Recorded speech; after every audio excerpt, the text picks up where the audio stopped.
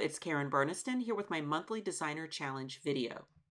The theme this month is From the Vault, and the idea is that you take a previous card that you've made and you use it as inspiration for a new version. So I will be teaching this cupcake card. I'm calling it a wiggle card. And the inspiration for this card was the class that I taught in my May 2024 Zoom class. So in this case, I took the mechanism of the tea and coffee pop-up, tripled it, added 4 swing arms, and then made all sorts of things wiggle. So you can see the toast in the toaster is wiggling, and the skillet, the little rooster mug at the bottom. It is my general practice that if I debut a special technique in a Zoom class, I'll try to follow that up with a YouTube video later. Not everyone can take the classes, but that way everyone can learn the techniques. If you're going to follow my measurements, then your minimum card size for this technique would be a standard A2, and that's what I'm making here. So 8.5 inches by 5.5 inches on the cardstock, scored in the middle for folding. And then to that, I am just adding some pretty pieces of pattern paper that I found in my stash, 4 inches wide by 5.25 tall. Repurposing mechanisms is a great way to get more mileage out of your pop-up dies, so I'll be using the mechanism out of the tea and coffee pop-up die set. So from the tea and coffee pop-up, I've used the die that cuts the platform and the die that cuts the swing arm, and I've cut 3 platforms and 4 swing arms. And I'm just using lightweight cardstock for that. It doesn't have to be heavyweight for this. What I'm doing with the swing arms is I'm taking 2 of them and gluing them together. So just enough overlap to glue them together solidly into one long swing arm. You can absolutely use a pencil and mark up your mechanisms like I'm about to do because it will all be hidden in the finished card. First, I've arranged them so that I can see the score lines the easiest. So that is the face-up position, and I'm going to turn those sideways so that the tapered tab is at the left. And I want to mirror 2 of these, which means that I'm going to flip them over. So the A one, the top one, I'm going to flip that over, and I'm going to mark in the big box that that is my A mechanism. B is going to stay right where it is. C is going to flip over and become a mirrored imaged mechanism. Okay, here's how you can tell that you've done this correctly. The diagonal fold here should travel from upper left to lower right on the A mechanism, and I'll give myself a little A right there. Okay, now let's look at the B one. The B one we did not flip over, so in that case the diagonal fold goes from lower left to upper right, and I'm going to label that one B next to the diagonal fold. And then C is going to be identical to A. So the diagonal goes from upper left to lower right. I'm going to label it C. Let me start the folding with B because that's the one that hasn't been flipped over, so it's easier to see the folds. So there's a horizontal fold that goes right through that angled platform, and I'm going to fold that down. And while it is folded, I'm going to grab that little angled platform and fold it over on the diagonal and give it a pinch. Now, does it matter if I fold to the back or towards the front or both? No, it does not. I'm just training the folds. So now I'm going to put it back where it started. I'm going to open that to 90 degrees and then just press that little angle platform from the back. That will have it start collapsing into the piece as it closes. So see, that's how you make that little angle platform. And that is my B platform. And then the other 2 folds are both mountain folds, meaning I'm folding away from myself. All right, so here's my little B platform. A is going to be the same folds. It's just going to be a little harder to see them because you're on the back of the piece. But there is a horizontal fold in the middle of that angled platform. I fold down on the diagonal through both layers, open it to 90 degrees, press from behind the piece so that the platform collapses inward, and then I do 2 more mountain folds to finish out. The only difference between the A and the B platform is which way the angled platform is narrowing. So it's narrowing towards the bottom on A and it's narrowing towards the top on B. Folding C is identical to A. The horizontal, the work the diagonal fold, the pop it to fold inward, and then finishing out with 2 mountain folds. Okay, so that is the fold training on all 3 mechanisms, and now I'm going to attach those swing arms. I do recommend glue for this. I'm using LINECO neutral pH adhesive in my fine tip bottle. We sell both of those items on our website. Just a little spot of glue over the little A that's on the top of the angled platform, and then I'm going to attach a swing arm to it. Basically, the swing arm is just butted up to the fold there on the left and just sticking up straight above A. Okay, so you can see it's just attached there to the top of that little angled platform. Oops. As I fold that down, it will swing that arm out to the right, and then when it opens, it'll swing back to the left. Okay, I'm going to skip B for a second and move on to C because it is identical to A. So the glue goes up on top of the angled platform over the C. Then I take the swing arm, I butt it up to the fold and attach it to the top of that little angled platform so that the swing arm is sticking out above the mechanism. And I can even, as I get it started, kind of pinch that down to give it a good press in the closed position. Once again, in the closed position, it's sticking out to the right. As you open it, it swings to the left. The B mechanism is going to get the doubled swing arm. So I'm going to add my glue up on top of the B, then take the seam that's between the two swing arms and just butt the whole swing arm up next to the fold. I can even pinch that down if I want to give it a good press in the closed position. And then you can see now the upper part of the swing arm is traveling from left to right instead of from right to left. That's what that mirror image does. Okay, now I'm ready to glue these mechanisms together. So what's going to happen is B is going to attach to the top of A and C is going to attach to the top of B. And for placement, I'm going to look at the under part of the mechanism so that they're all sitting side by side. And the first thing is I really just don't need those tapered tabs on B or C. They're just going to get in the way. I'm going to trim them off and discard them. So I still need the tapered tab on A, but I don't need it on B or C. Okay, so what I want to do is I want to put B over A, and then in the flattened position, I want those back mechanisms to sit right next to each other. So see, the fold of B is just butted up to the open end of A. And if I want to, I could even give myself a little pencil line, and that will help me place the glue. So now I know how far B is going to overlap A. I can add my glue all over A up to that line that I drew. Then I'm going to put B over the top. Once again, I'm going to turn it over and just look in the flat position if those two mechanisms are sitting side by side. Now, could you space those out further? Yes, you can. What I would not suggest is that you overlap them any. So in other words, side by side is the closest they can be together, but you could always extend them out. You just might need a little bit larger card depending on how far out you're going to extend them. Could you add more? Absolutely, you can. Okay, if you want to just keep going with swing arms, you can.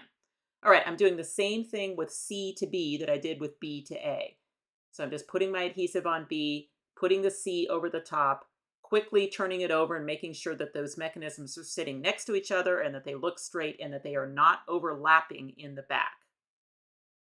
Okay, now this is ready for the card. And when the card opens, it will lift all three of those at the same time and move those swing arms. Placement along the fold is up to you. Now for my inspiration card, I centered the mechanism top to bottom, but I only had some silverware up on that top swing arm. This time I want to put a larger item on the top swing arm. I want it to be that big square. So I'm going to slide my mechanism down a little closer to the bottom of the card just to give myself more room for a bigger item on one of those swing arms. Okay, deciding on my location, I'm just going to mark on the center fold where I want the mechanism to go. Okay, then as far as placement, I'm actually gluing the tapered tab down on the left side of the card. So I add my adhesive all over my tapered tab. Then I flip it over so that the adhesive side is down. And then I'm going to take the end of that tapered tab right on my pencil line and butt it up to the fold of the card. So I'm not lining this up with the edge of my pattern paper. I'm lining it up. The end of the tab goes right into the fold of the card. Okay, just like that. All right, so now the tapered tab is glued down on the left side of the card. What's going to glue down on the right side of the card are my A, B, and C platforms. So I'm going to add my glue all over the A, B, and C platforms, avoiding the cutouts. Now, I don't want to stretch that across the fold and kind of try and figure out where it goes. What I want to do is just keep it on its back and close the right side of the card against that exposed adhesive. And that way it will pick up those platforms in the correct position so that I know it's going to fold flat. I like to just go in there and kind of hold down those platforms as I open it that first time, just to make sure the glue's set up. Otherwise, I have to go in there with my needle tip glue and try and glue one down if it pops up. So just take your time with that to make sure that they're well adhered before you open and close the card. Now you can really see how generic this is. You can decorate that wiggle card for anything. Whatever you put on those swing arms is going to wiggle around. You could add more swing arms, maybe add a D and an E. Okay, on top of the pop-up, I cut a piece of cardstock. So 3 3/8 inch on the width and then 1 3/4 inches on the height, and then cut a piece of pattern paper a little bit smaller to fit over the top. Now, the important thing there is just the A2 size card. So that A2 size card is 4 1/4 on the width. So that 3 3/8 on the width of my decorator piece on top of the pop-up is pretty much about as wide as I can go.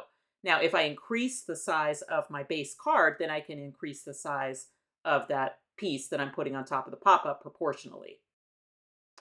Okay, so for attaching that to the top of the pop-up, I want the adhesive on the pop-up itself. That way I don't have stray adhesive on the back of my rectangle. I'm going to put the glue all over the top of the pop-up, and then I'm just going to center my rectangle top to bottom and butt it up against the fold on the left. And then just holding it in place, I can give it a good press in the closed position. Okay, and then you can see that in the closed position, that's going to travel to the right and come pretty close to the edge of the card. The 3 decorator dies I'm using on my card are our Word Set 2 Birthday, Cupcake Add-ons, and Squares Crosshatch. And I'm going to start with the Cupcakes Add-ons set. Now that is considered an add-ons because it is sized to fit on our landscape rectangle accordion to turn that into a cupcake accordion when you want to. But it's also a great individual die set just to use on its own, either to make cupcakes on their own, or you can even use that triple shadow and put that maybe on the front of a card or a layout. And I am just using scraps out of my scrap bin. So I just went in there and found some pattern paper and cardstock that were in some bright, fun birthday colors, and I'm assembling 5 cupcakes. I've chosen the 3 cupcakes that I'm going to use up on the pop-up and just kind of figuring out maybe what angle I want those to end up in after the card is open. And then once I've made that decision, I'm going to add a little adhesive to a swing arm and attach a cupcake to it. So in this case, I'm starting with the bottom one. I put my adhesive out on the end of that swing arm, and then I attach the cupcake to the swing arm so that the top of the cupcake has to overlap the pop-up a little bit so that it'll stay up on top as it wiggles. So I wouldn't want I wouldn't want to put that so low that the cupcake wasn't overlapping the rectangle a little bit. All of them have to overlap the rectangle because it's the rectangle that keeps them kind of straight as they wiggle.